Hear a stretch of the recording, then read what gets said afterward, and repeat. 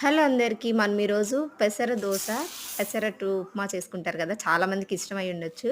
So, pesarattu క్రిస్పీగా, టేస్టీగా ఎలా ప్రిపేర్ చేసుకోవాలో చూద్దాం.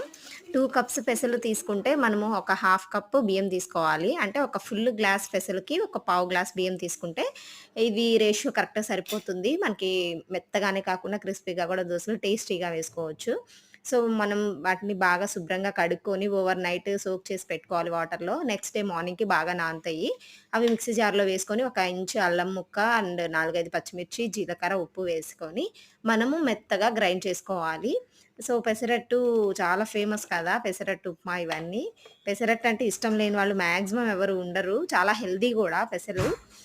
సో, కంపల్సరీగా ఒక్కసారి అందరూ ఇలా ట్రై చేసి చూడండి. ఎలా వచ్చిందో కామెంట్ చేయండి. చాలా సూపర్‌గా వస్తుంది. మనము దీన్ని పెసరట్టు ఉప్మా కింద గానీ, ఆనియన్స్ ఇవన్నీ వేసుకొని ఆనియన్ పెసరట్టు గానీ, లేదా సింపుల్‌గా ప్లెయిన్ పెసరట్టు గూడా వేసుకోవచ్చు. సో, చాలా చాలా టేస్టీగా ఉంటుంది. మనం నార్మల్ దోసలాగే దీన్ని గూడా క్రిస్పీగా వేసుకోవచ్చు. లేదంటే సాఫ్ట్‌గా, మెత్తగా వేసుకోవచ్చనమాట. మనం ఎక్కువ వాటర్ గూడా దీనిలో యాడ్ చేయము. కొంచెం బ్యాటర్ గూడా చూసారు కదా! కొంచెం థిక్‌గానే ఉంటుంది. కానీ చాలా టేస్టీగా ఉంటుంది. నేను నార్మల్ దోస ఒకటి, ఆనియన్, కొత్తిమీర ఇవి వేసి ఒకటి వేశాను. మీరే చూడండి ఎంత రోస్ట్‌గా కాలిందో, ఎంత టేస్టీగా వస్తుందనమాట దోసకు. చాలా టేస్టీగా ఉంటుంది. కంపల్సరీగా ఒకసారి ట్రై చేయండి. అండ్ అలానే పెసరట్టు అంటే ఇష్టం లేని వాళ్ళు ఉండరని చెప్పాను గదా! ఎవరెవరికి పెసరట్టు ఇష్టమో వాళ్ళు కంపల్సరీగా ఒక లైక్ చేయండి. అలానే నా ఛానల్ గనుక కొత్తగా చూస్తుంటే please subscribe to my channel.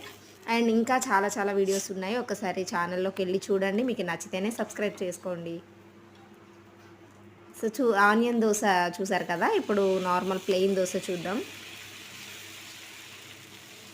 So, చూసారు గదా! ప్లెయిన్ దోస కూడా మనకెంత పలచగా కావాలంటే అంత పలచగా వేసుకోవచ్చు. మంచిగా అది బాగా రోస్ట్‌గా గూడా మన క్రిస్పీగా వేసుకోవచ్చనమాట. మీరే చూస్తున్నారు గదా! ఎంత చక్కగా వచ్చిందో దోస అయితే.